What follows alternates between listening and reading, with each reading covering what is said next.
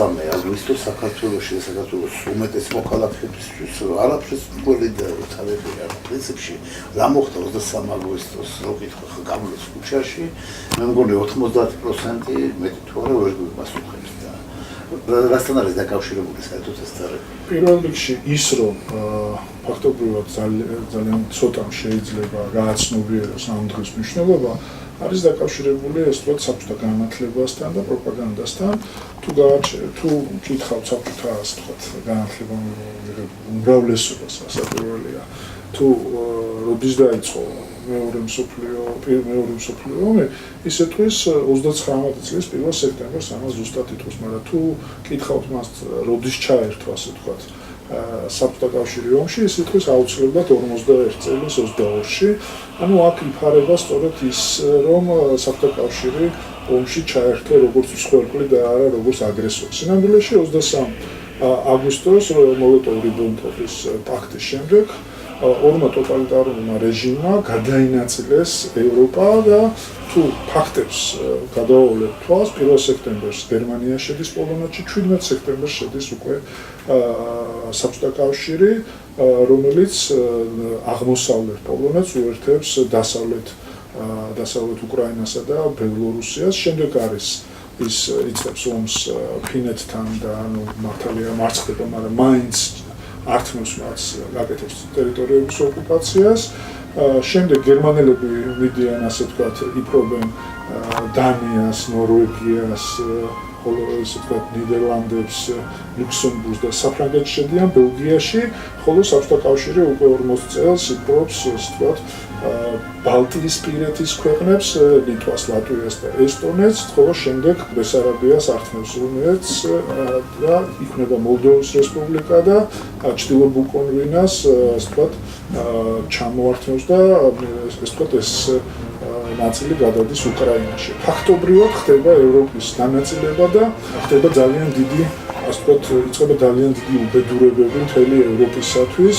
საბჭოთა კავშირი თავის მხრივ ასე იწყება რეპრესიები, დეპორტაციები ამ ხალხების, მაშინ როდესაც საბჭოთა კავშირში დაწყებული ეს დეპორტაციები უკვე დიდი ხანია, ეს ხალხიც ერთვება ამ სისტემაში, გახსოვთ ალბათ კატინის ტრაგედია, როდესაც 22,000 სამხედრო, რომელიც იხევდა უკან გერმანელებთან შეტაკების შემდეგ იხევდა უკან და აღმოჩნდა აი ამ ტერიტორიაზე იყვნენ დახვეტილი და 53 წელს გაიხსნა ეს საშინელი ასე ვთქვათ, შორის გერმანელები უკვე როდესაც შემოდიან სმოლენსკში, ეს სმოლენსკის ტყეებში აღმოჩნდა ეს ასე დახვეტილთა ეს გაიხსნა ეს უბედურება, სხვათა შორის ნიურნბერგის პროცესზე საბჭოთა კავშირი ცდილობს რომ ეს დანაშაული გადააბრალოს გერმანელებს და ეს ვერ მოხერხდა სხვათა შორის და ჩვენ უნდა ვიცოდეთ ერთი რამე რომ თანამედროვე ცივილიზების სამყაროს ყავდა ორი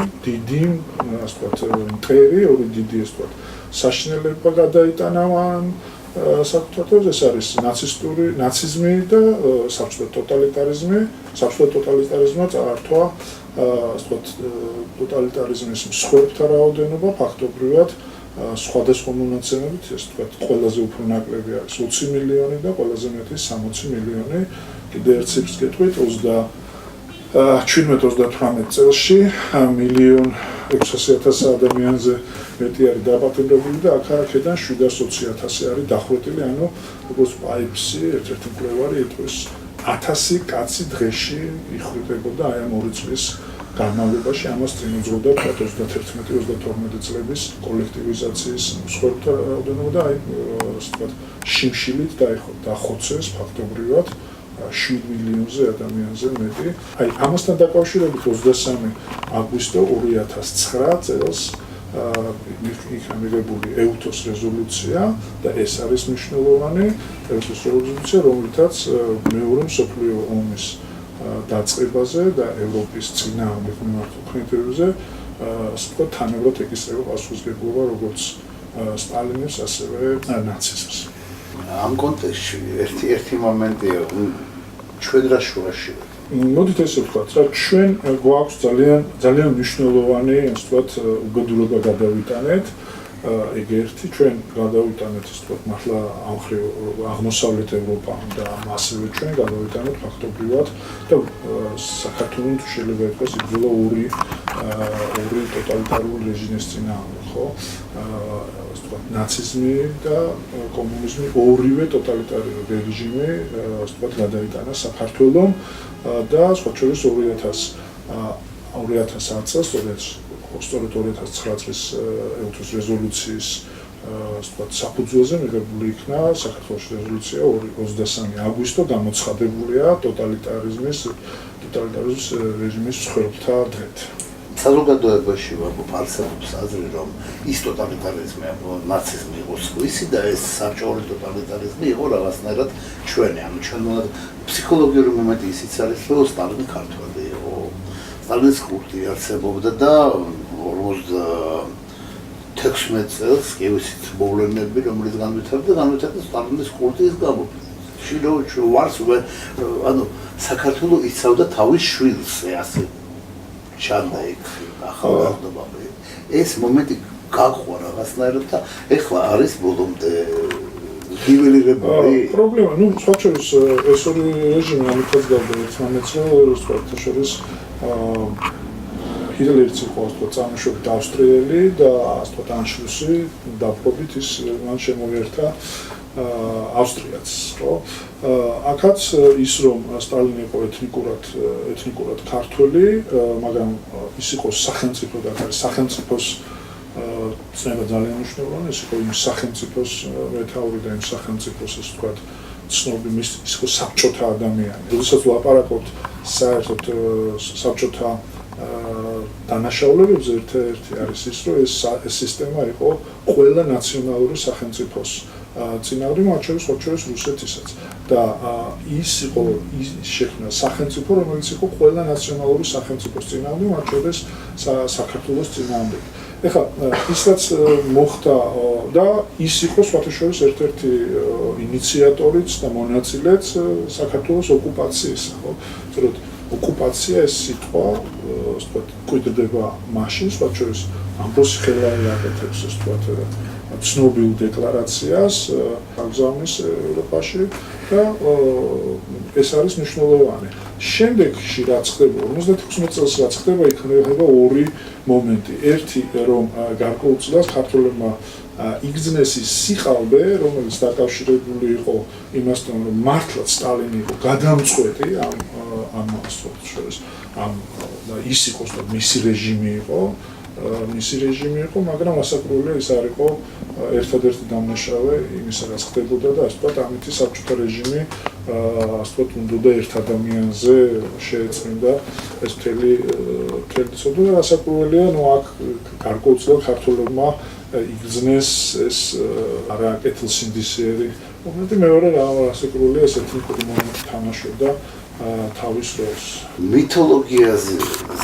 მითოლოგიაზაციაზე სტალინის ეს ერთი მომენტია და მეორე, ეხლა დღეს ჩვენ რა გვესმის, ასე თუ ისე კი გეთანხმებით, რომ საბჭოთა სისტემა როგორც ასეთია, რა ჰომო სოვიეტიკუსი არის მტერი ნებისმიერი ეროვნულობის და ნებისმიერი ეთნიკობის თავისთავად. მაგრამ მეორე მხარე არის, ჯერ ერთი რუსულ ისტორიულ ტრადიციაში ვითარდებოდა ის მოვლენები, ანუ კომუნიზმი ასე თუ ისე არის რუსულ ისტორიულ ტრადიციაში ჩამდგარი. და მეორე დღეს ვხედავთ, რომ რუსეთის ფედერაცია არა მარტო არის საბრძოლო მემკვიდრე, საბრძოლო კავშირის ეს ერთი მომენტია. მეორე მომენტი მენტალური მემკვიდრეობაც რაღაცნაირად წამოეყოლეს, სტალინი ეფექტური მენეჯერი. ხო. ანუ სტალინი მისი აღორძინება ხდება. მისი აღორძინება რაღაც ახალი ფორმებით, ახალი შეფუთვით ხდება მისი აღორძინება. ძალიან საინტერესო მნიშვნელოვანია ის, რომ მართლაც მე ვფიქრობ, რუსეთს ჰქონდა შანსი, სადღაც 90-იანი წლების 80-იანი წლების ბოლოს და 90-იანი როდესაც გარდაქმნა ეწყებოდა, როცა მართლა ყველა თავისუფლდებოდა საბჭოთა მემკვიდრეობისგან, ჰქონდა იმის შანსი, რომ ასე ვთქვათ, სხვანაირად დაენახა საკუთარი წარსული და საკუთარი მომავალი, მაგრამ მან გააკეთა იდენტიფიკაცია სწორედ საბჭოთა კავშირზე და ის გახდა მართლაც სამართალ მემკვიდრე და სამართალ მემკვიდრე არა ვთქვათ მხოლოდ მატერიალური, არამედ იდეოლოგიისას და ხშირ შემთხვევაში ამას ეს მან ვერ დაძლია. და იდენტობა არის ის, რასაც შენ თავს მიაწერ. ხო მართალია, მარტივია, თქო, დამათმა აიგეს და დღეს ნებისმიერი, თქო, არსებობს თუ ჩვენ რაღაცნაირად, ასე თქო, არ ვაცნობიერებთ აი ამ ტოტალიტარიზმის საშინელებას და დანაშაულს კაცობრიობის წინაშე, მაშინ ჩვენ ვართ, ასე ვთქვათ, არა დასავლური ცივილიზაციის მონაწილე და არამედ მისი მოწინააღმდეგე. და მაშინ ჩვენ გადავდივართ იმ სივრცეში, რასაც ქვია პოსტსაბჭოთა სივრცე, რომელიც არის რაღაცა ზმანებები ევრაზიულ სივრცეზე და მაშინ ჩვენ აი ამ პოლიტიკის ნაწილი ვხდებით.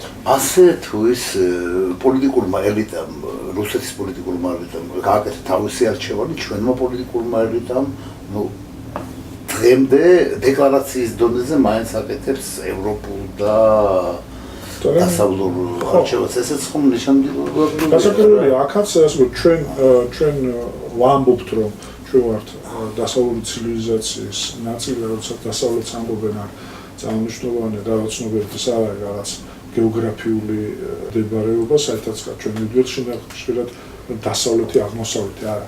არსებობს თანამედროვე ცივილიზაცია, დასავლური ცივილიზაცია, რომელიც საფუძველიც არის, ასე ვთქვათ, ქრისტიანული კულტურა და რაციონალიზმი, სხვა საფუძველი ამას არ აქვს.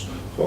რაციონალიზმი ჩვენ ვართ ამ სამყაროს ნაწილი, ან ვართ პრემოდერნული სამყაროს ნაწილი. სხვა შორის, როგორც ნაციზმი, ისე კომუნიზმი იყო, ასე ვთქვათ, ჩავარდნა ისტორიაში, ჩავარდნა რაღაც მოდერნში, თითქოს მოდერნიზაცია, მაგრამ როგორც ადამიანის უფლებებზე და ასე შემდეგ, აი ამ მიმართულებით ის იყო სრულად ჩავარდნა. ისე ცივილიზაციური თვალსაზრისით არსებობს ასეთი თეორიაც, რომ ნაციზმის და კომუნიზმის არის ინტეგრალური ნაწილი ევროპული კულტურის. ანუ იმ კუთხით, ეს იყო მოდერნის თანამედროვეობის პროექტი, მაგრამ ანტიმოდერნი. ანუ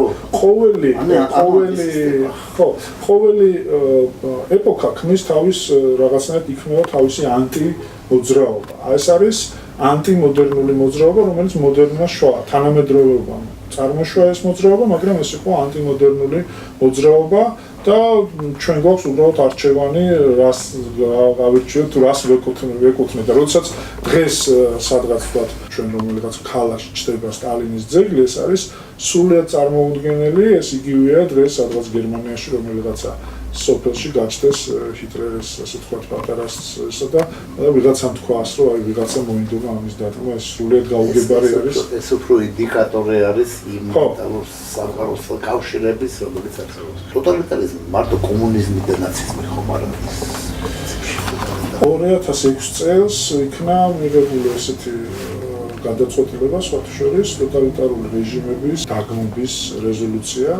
საბჭო მიიღო ეს რეზოლუცია და მნიშვნელოვანია, რომ ეს არის თქვათ იგივე ჩინეთი, კორეა, ისაც ხდებოდა ის და სხვა შორის იმ რეზოლუციაში და ყველა რეზოლუციაში, რომელიც მიღებული არის საბჭოთა ტოტალიტარიზმის და ტოტალიზმის წინააღმდეგ, სწორედ ამიტომ არის აუცილებელი და ბევრი ქვეყნები ღირებულებითად ბევრი პოლის მთავრობა, ხელისუფლება და აქტიური მისცნობა პირველ რიგში რუსეთის ხელისუფლება ვერ გააცნობიერა ის საშინელება, რაც ჩაიდინებას და ხშირ შემთხვევაში ამ ღირებულებების ერთგული ხდება. სწორედ ამიტომ არის საჭირო გაცნობიერება და საგანმანათლებლო კამპანიის გაღვივა იმისათვის, რომ მოხდეთ ამისი გაცნობიერება. ჩვენთან ეს შესაძლებელია ტოტალიტარიზმი როგორც ასეთი. ბევრს საუბრობენ ხოლმე როგორც წესი, ხანდახან პოლიტიკოსები ამბობენ ეს ტოტალიტარიზმია, რაღაც ტოტალიტარიზმის განმარტება არის და განსხვავება ავტორიტარიზმისგან არის ის, რომ ავტორიტარიზმი არის კონტროლი სოციალური სივრცის, სოციალური ინსტიტუტის, მედიის, სასამართლოს და ასე შემდეგ.